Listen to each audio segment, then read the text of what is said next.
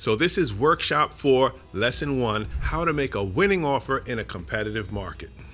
In this section, we're talking about the art of the negotiation and how to get the best deal for you and your family. So let's get into it. If you watch this video till the very end, which I know you will do, you are going to learn how to craft a winning offer. That's right. We're going to show you how to set up your strategy so you can get your offer accepted. All right. So you found the dream home. You're a winner. You found the home that's going to make all the difference for you and your family. But you know what? So did 5 other buyers. So if you want to win, and you want to win without losing your cool and without overpaying, you're going to need way more than enthusiasm. You're going to need strategy. So before I get started, my name is Marc Giles. I'm a licensed mortgage loan originator. I'm a licensed real estate agent. I actually have an insurance license as well. But the fact is, I've been doing this over 20 years. I've helped hundreds and hundreds of folks buy homes, sell homes, finance homes, and I'm here to tell you everything that I know, that I tell my best clients. Why? Because I need you to succeed. This is a tough market out here, but you know what? If you really want to buy a house, you can get it done. So let's get into the workshop. But before we do that, I'd like you to like the video, subscribe to our channel. So I'm going to be bringing you a brand new video every week. Week after week, I'm bringing you some of the gold nuggets that you will need to know, not only to buy your first home, but how to buy investment properties, how to do all of the things that you need to do to create generational wealth for yourself and your family. Because I have over 20 years experience in this business, helping buyers win, helping sellers win, even in the toughest markets. So let's get into it. So this section, we're talking about how to make a winning offer in a competitive market. Now in our next video, I'm going to show you how to negotiate credits, terms, repairs, even after you sign the contract of sale. That's right, this is going to save you thousands and thousands of dollars. So after you complete this video, you'll definitely want to stay tuned for the next one. All right, let's go into section 1. What do sellers really want? This is extremely important for you to understand and know. Why? Because most buyers think that sellers only want one thing, which is the highest offer. That's far from the truth. So here's what sellers really care about. One, obviously, is the price. Yes, who wouldn't want the highest price? But there are other things that sellers are also concerned about.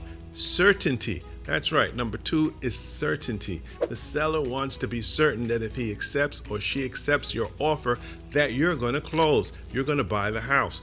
They don't want to waste their time for months and months and months hoping and wishing that this person would hurry up and close. There's always a problem. Something comes up. Nobody wants to deal with that. They want to accept the offer and they want you to close and take the keys to the house. Why? Because this seller has goals and plans of their own. They have their own family, they have their own goals, and they have somewhere to be. Unless the seller is an investor and doesn't live in the house, then this seller is depending on you to purchase this house so he can complete or she can complete their move to their new home with their family. So they need certainty. Number 3 is speed, but I'm going to change that to timing. Why? Because sometimes people want you to close and close fast, right? But other times, some sellers want you to close slowly. I've had many deals where the seller said, hey, this is September we're in, but you know what? I don't want to close until January. Now that puts off a lot of buyers, especially in the month of September, because here you are, you found the house in August, you want to close in September because school starts in September, you're trying to get your ducks in order and everything, but now the seller says to you, hey, look, buddy, I put my house on the market early, and I don't really want to close soon. I would like to wait till January before I close and give you the keys to the house. Now that puts you in an awkward situation. Are you able to meet the seller's demand and wait till January? That could mean all of the difference between you getting the accepted offer or not getting the accepted offer. Number 4, the seller wants clean terms, no contingencies, no headaches, no nightmares, no nonsense. They don't like little things popping up in the middle of the transaction. They just want to sell their house. So if you can present an offer and you're understanding the seller wants clean terms, the seller has a timeline, the seller has concerns about can you get the deal done, and of course the seller wants the highest price, now you can begin to understand what will catch the seller's attention, pique his interest, and make your offer more appealing than the other guy's offer. So to sum it up, your job is not to just offer the highest price. Your job is to understand the seller's problems, their concerns, and how you can relate to that so you can create a fair deal. And that is how you stand out. During this process, if you're dealing with a real estate agent, and I've been a realtor for over 20 years, you are going to want a realtor who understands how this works and they can relate to the seller and the listing agent, because there could be two realtors on your transaction, the one who represents you, and then there's another real estate agent who represents the seller. If your agent is working in your behalf to present the offer to the selling agent, your agent will gather as much detailed information about the seller's problems, the seller's concerns, and his goals, so that when you're making the offer, we can address those issues and make sure that your offer is addressing those very things in a way that will stand out in front of the seller and make him take your offer over the others. So sellers are more likely to say yes to buyers that are making it easy for the seller. So when I advise clients, I always advise them not to just make an offer, but to make an offer that feels like a solution for the seller. Of course, it's got to be a solution for you too, but you definitely want to keep the seller's goals and problems and concerns in mind. So let's get on to section 2.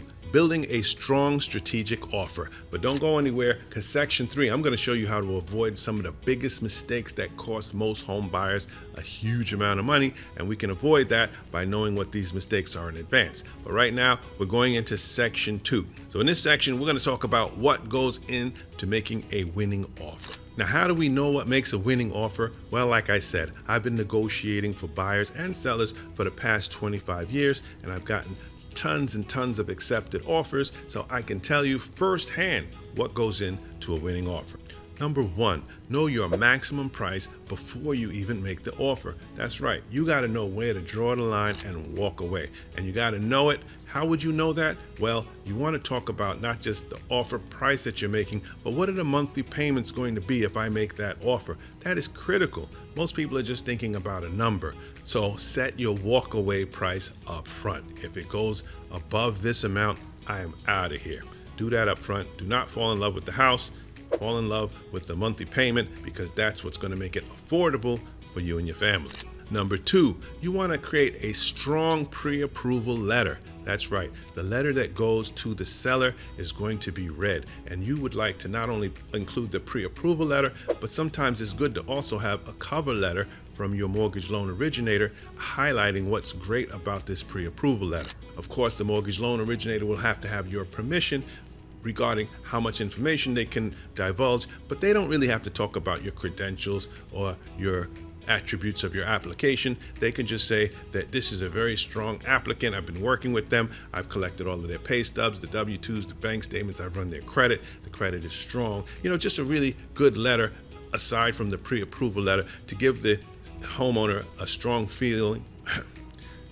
Just a cover letter to go along with the pre-approval letter sometimes helps the seller get a strong feeling that this guy who's making this offer, or this lady making the offer, is a strong candidate. So if your mortgage originator has been doing business for a while and he has a lot of great reviews, you might want to include some of those great reviews in his letter, so it's not just about the person making the offer, but they're working with a winning team.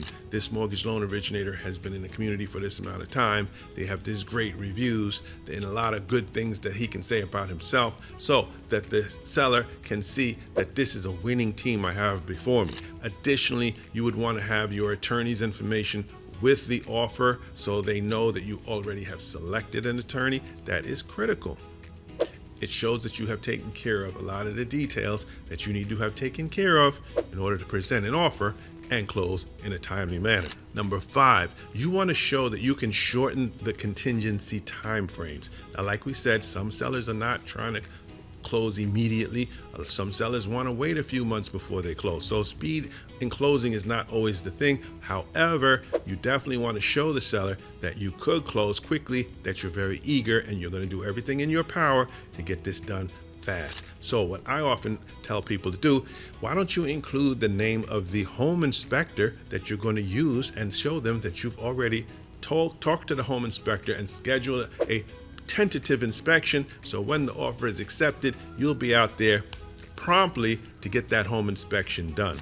Yeah, if you show them who your attorney is, they can know that your attorney is on alert and that he's going to respond to get that contract signed as fast as possible.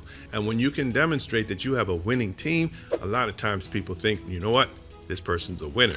Now, as a bonus tip, I'm going to throw this one in here. I'm not going to say you should do it every time, but when it's a very competitive market and all of these bids are going on, you can put in what they call an escalation clause. An escalation clause is a notice to the seller that, hey, listen, I'm willing to offer this number here, but I'm willing to go up to this amount. Like if you get other offers that are coming in that are slightly higher than mine, consider that you can raise mine up until a certain amount. So just as an example, let's say you're buying the man's house for $1. You're making an offer for $1, but you know that you can go up to $1.20. So you might put an escalation clause in there to say, hey, listen, if you get an offer over my $1 offer, I'm willing to increase my offer to match that.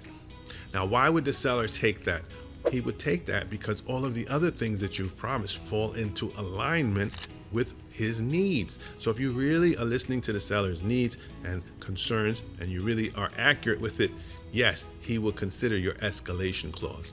It only gets funky sometimes when every offer has an escalation clause, but it's something that you should be aware of. Section 3, these are mistakes you want to avoid. Now, this is a section about what not to do. And I'm going to tell you right now, I see a lot of home buyers do this with their realtors, and it's painful. Don't do it. A lot of people want to say, oh, this gentleman is asking for $500,000 for his house. Let me offer $400,000 and let's just see what happens. That is not a strategy. That is emotion.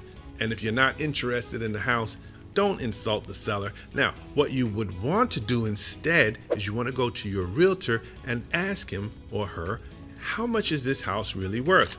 Don't just tell me, show me other houses in this marketplace that have sold similar to this house recently. And I want to see it in writing. And I want to know what they actually sold for.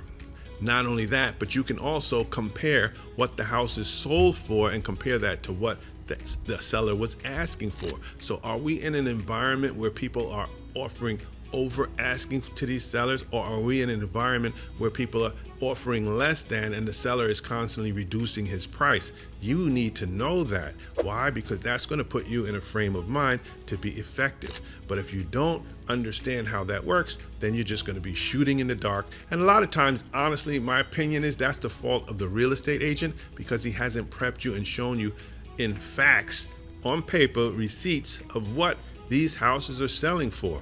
And when I say selling for, I mean you're comparing the asking price that the seller originally asked and look at what the houses are selling for.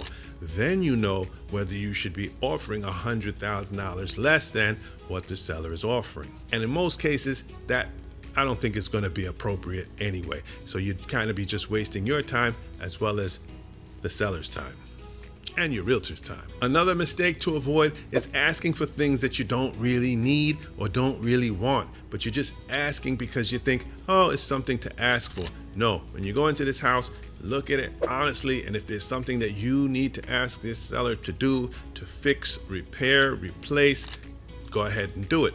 But 9 times out of 10, if you're asking him to fix, repair, or replace certain things, or maybe you're asking him to give you $500 because this lamp doesn't work or this light fixture doesn't work, hey, sometimes you're better off saying, hey, look, I'm going to take this house as is, and I'm going to include these things into my offer so I can keep the discussion nice and short.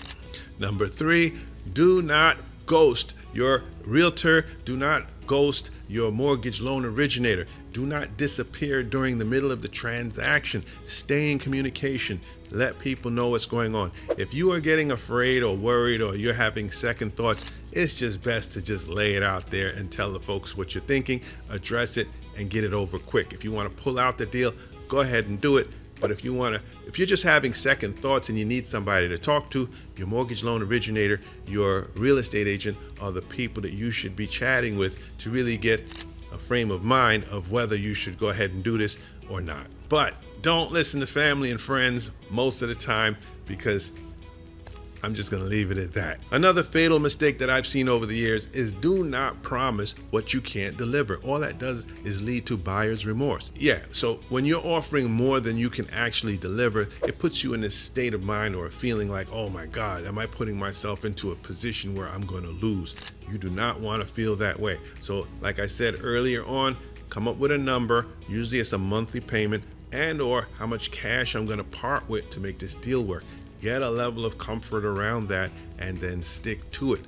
Do not start offering higher just because you feel that you might lose something. Don't do it. If you can't afford it, you can't afford it. What you don't want to do is keep going forward, wasting your attorney's time, wasting your realtor's time, wasting your mortgage loan originator's time, doing all of this paperwork and calling and working in your behalf when you know in your heart that this is not the deal for you.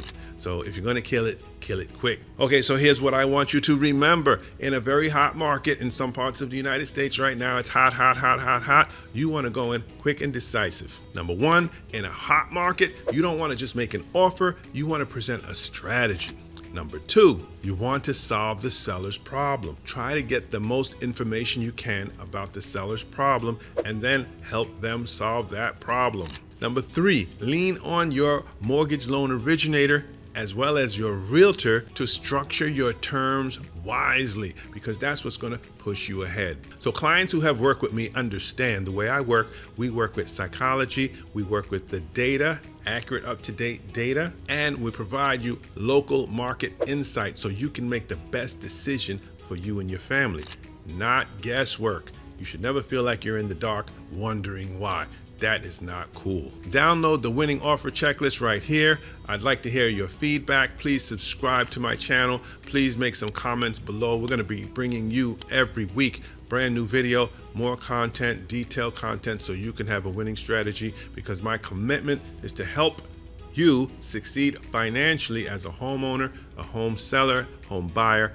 Financially, you have to win. Now, in our next video, we're going to be talking about how to win even after the offer is accepted. There's always opportunities for you to gain more for you and your family, and I want you to learn everything there is about it, so make sure you check out our next video. And if you want to take the whole course in its entirety, I put a link below for you to access the course, and you could just watch video after video because we got all the goods. And let me tell you something, I am committed to bringing you quality content that will make your life beneficial, make it the financial literacy so that you can achieve the goals you have set for you and your family.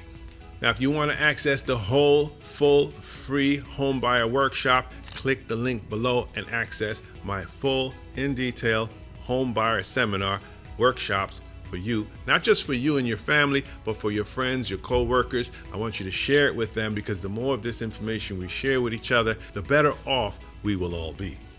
Thank you. This is Marc Giles, and I'll talk to you in the next video.